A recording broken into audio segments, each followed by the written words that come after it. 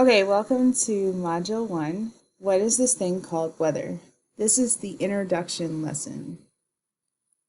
So, why do we study weather? Well, weather in the United States actually varies quite greatly. You might see in California weather that is 70 degrees and sunny, and in New York City it's raining and 50 degrees Fahrenheit. So, obviously, they're on the other ends of the country, but we see a great variation in their weather. Also, weather influences our daily lives. When you're driving or taking public transport, you see that weather can cause delays, like when you hit traffic and it's raining, it's going to be a long commute that day. This picture on the right is of a tornado, which is one of the severe weather topics that we will be covering in this class. So you might have seen one of these before. This is called a surface weather map.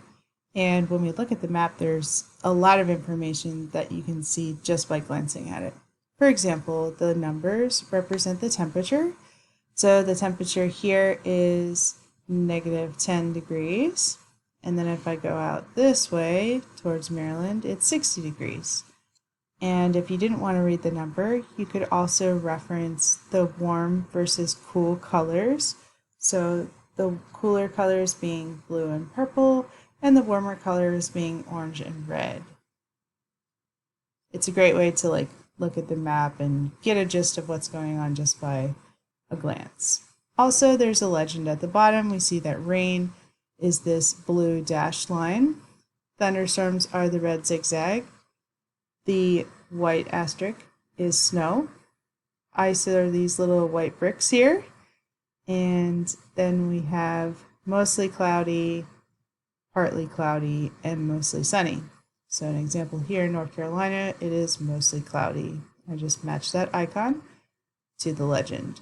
I also have a blue H and a red L. These are pressure systems. So this is a high pressure. This is a low pressure. Notice that the low pressure has lines associated with it. These are called fronts. So I have a warm front here and a cold front here. And those we will also cover later in class. So a couple definitions for you. Meteorology. This is the scientific study of the atmosphere and atmospheric phenomenon. It is the study of weather and climate. So what is weather and climate? Well, weather is the state of the atmosphere at a given time and place. So if I was to give you an example, in Silver Spring, Maryland, today at 5 p.m., it's mostly cloudy and raining. So notice I give you a time and a place. Now, climate is a description of aggregate weather conditions. This is the sum of all statistical weather information that helps describe a place or a region.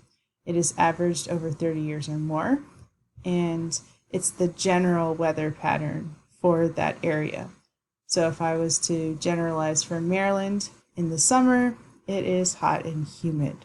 So it's not giving you a temperature exactly, it's just telling you that it's generally hot and humid in this area during the summer. Please note that climate data cannot predict the weather. So our atmospheric elements are the ones that we will be focusing on going forward in the semester. These are quantities or properties of the atmosphere that are measured regularly and are used to express the nature of weather and climate. So the first is temperature of the air, which you see over here as thermometers. It's a stock photo that I took from the internet. And then humidity of the air, I use this jungle to represent that. And then type and amount of precipitation is this picture here.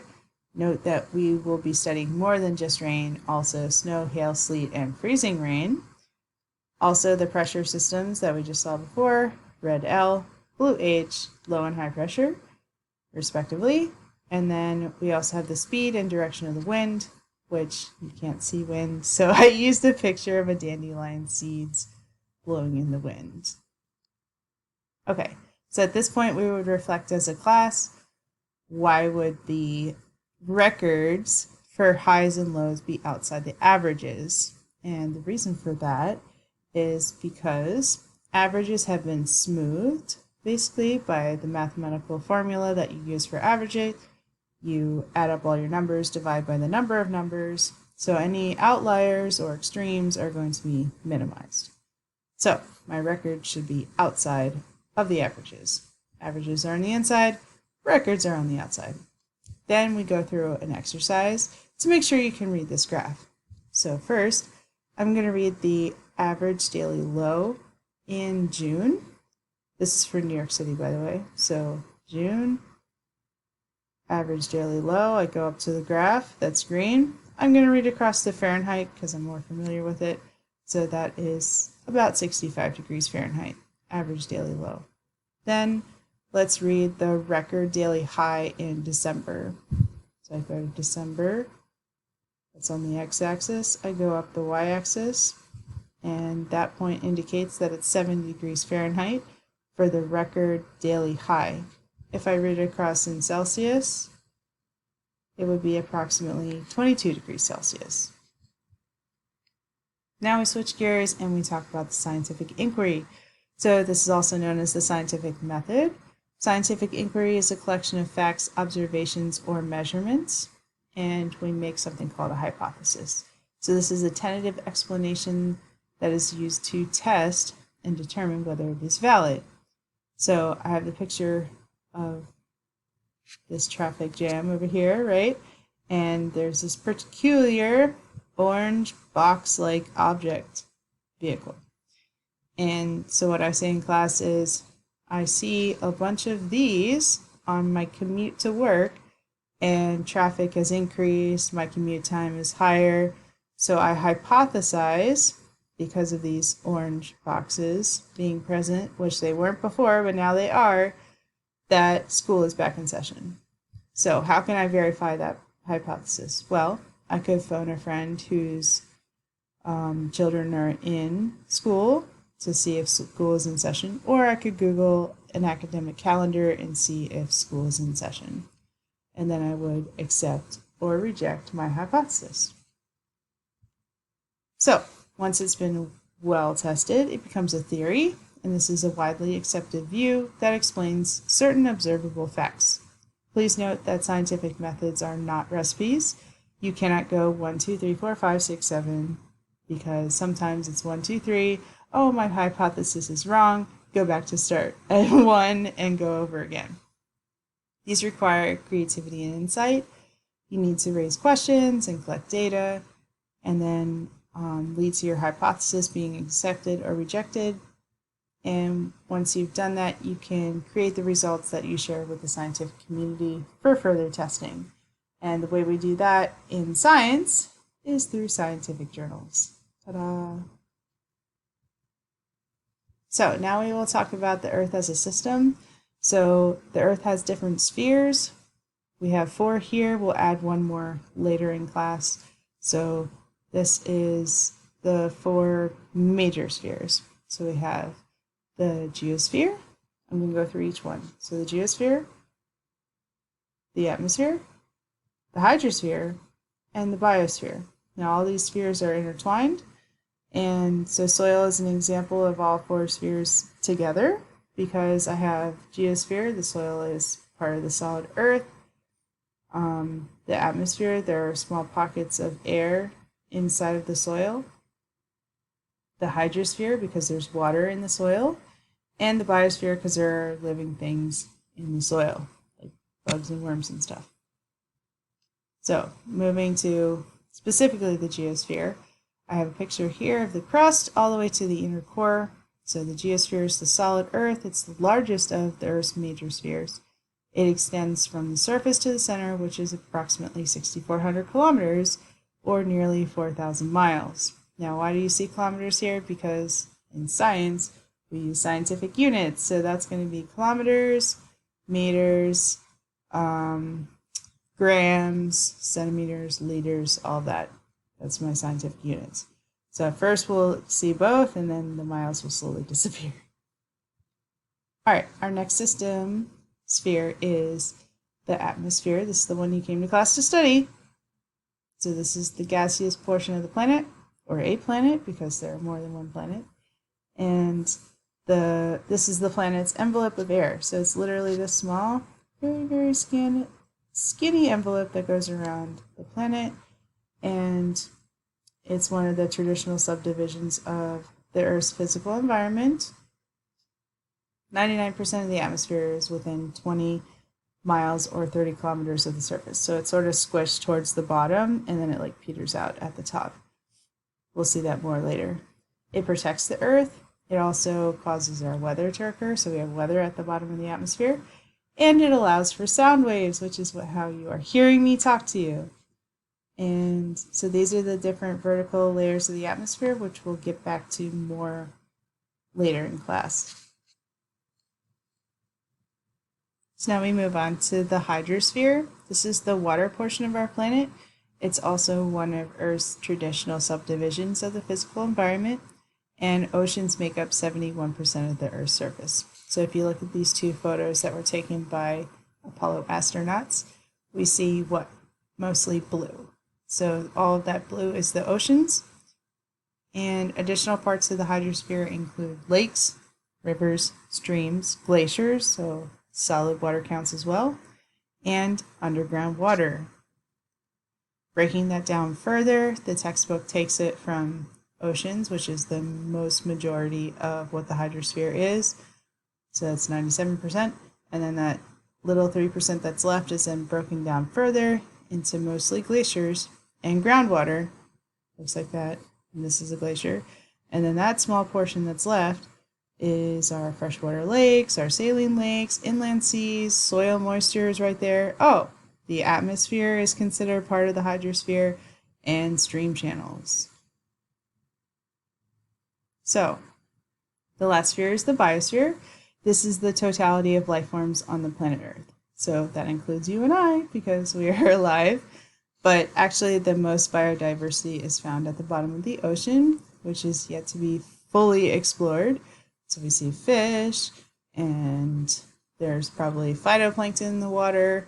Also, the coral is alive, so that's all an example. And then at the bottom, I have a picture of the jungle. So we see lots of plants which are alive, and then many creatures, and perhaps insects, maybe even some mammals in there. So lots and lots of creatures. So why do we study this as a system science, Earth system science? Scientists have recognized that we need to learn how the Earth's individual components like land, water, air, and life forms are interconnected. So we call it Earth system science. A system is just a group of interacting or interdependent parts that form a complex whole. Your body is a complex system, so that's another example. Here we see Earth in the middle, right, and then all of our little spheres. Notice the cryosphere, the one that I said we would add later in the climate chapter, is present in this picture. Lithosphere is just another name for geosphere, so don't worry about that. But there's the biosphere, atmosphere, and hydrosphere. Okay, so if I was to ask you to look at this picture and tell me an example of each of the spheres, this is Mount St. Helens after its 1980 eruption. How do we identify the spheres in this photo? So, first let's start with the geosphere. That could be the boulders in the foreground or the mountain itself, volcano, in the background.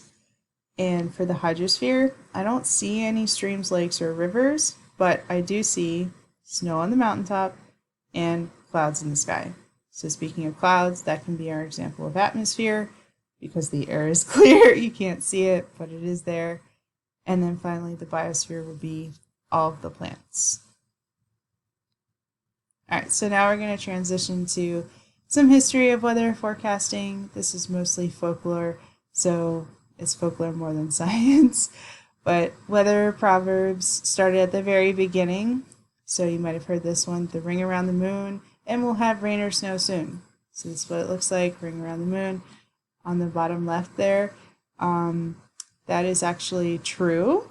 So we do know that high thin clouds actually precede weather systems, and when the sun or moon is behind it, it causes this effect called a halo, which you'll learn about next class. So that one is true. Then the woolly bear caterpillars predicting the coming winter snow or a severe winter. This one seems to be isolatedly accurate to certain parts of India, and then it kind of spread around the world. So is it accurate? Hit or miss there. And then the last one I have is an example. which is by no means the least. There are many, many of these. These are just the 3 popular ones that I thought you might know about. This one is red sky at night, sailors delight. Red sky morning, sailors take warning. So this is having to do with living in the mid-latitudes and the fact that storm systems move from west to east. So we would see that kind of scattering in the morning or evening, and then the sailors would know like where the storm system is in relation to them. Okay, the first thing I could find about weather forecasting is from the Babylonians in 1650 BC, and they tried to predict short-term weather changes based on the appearance of clouds, like halos, which we just looked at, right, and optical phenomena. So clouds and optical phenomena, like halos. Then we have the Chinese by 300 BC. We see the Chinese astronomers had developed this calendar that divides the year into 24 festivals, and each festival is associated with a different type of weather. So you'll notice here it says like the start of autumn, right, between July and August. So that would be a new festival, and it's also associated with the zodiac. Okay, then we have the Greeks around 340 BC. The Greek philosopher Aristotle, like some no-name guy, wrote Meteorologia, which is a philosophical treatise that included theories about the formation of rain, clouds, hail, wind, thunder, lightning, and hurricanes. Some of the heavy hitters, right? And what's amazing is that even without computers and current technology, Aristotle actually made some very accurate observations about weather. The Greeks also came up with the first climate classification system, which this is an example of a climate classification. So you see like rainforest is located in the middle of the planet around the equator. All right, the first hygrometer, we're moving to measurements now. The first known hygrometer was described by Nicholas Sousa, who was German in the mid-15th century. It looked like this. We have a little wet sock here, and then I guess it drips into this side. We have a dry bulb here, a wet bulb here, and then we can calculate some kind of humidity. Then we have the first thermometer and the first barometer. So the one on the left was designed by Galileo Galilei. Again, who are these people, right? I've never heard of them before. Invented this early thermometer in 1592. And I have to tell you, I had one of these. They're like super popular in gift catalogs. Do not break them. They smell really bad. So the little bulbs here inside the overall cylinder have different densities. And then as the temperature changes, they will either float or sink based on that change in temperature. Then Evangelista Torricelli, also Italian, and the student of Galileo. Oh, how about that? Invented the first barometer for measuring atmospheric pressure in 1643. So here you see the first barometer, and we have a little pool of mercury at the bottom, and then it goes up or down in the tube, and I can measure that. The first radiosondes in the 1920s. So this is a small, lightweight box which has weather instruments inside of it and a little radio transmitter. And it's carried into the atmosphere by a giant balloon. Note on the right, the giant balloon with either hydrogen or helium. It's a very light gas, so it goes up. And it ascends to about 30 kilometers, and it pops, and I go collect my instruments with the data. Brief history of the National Weather Service.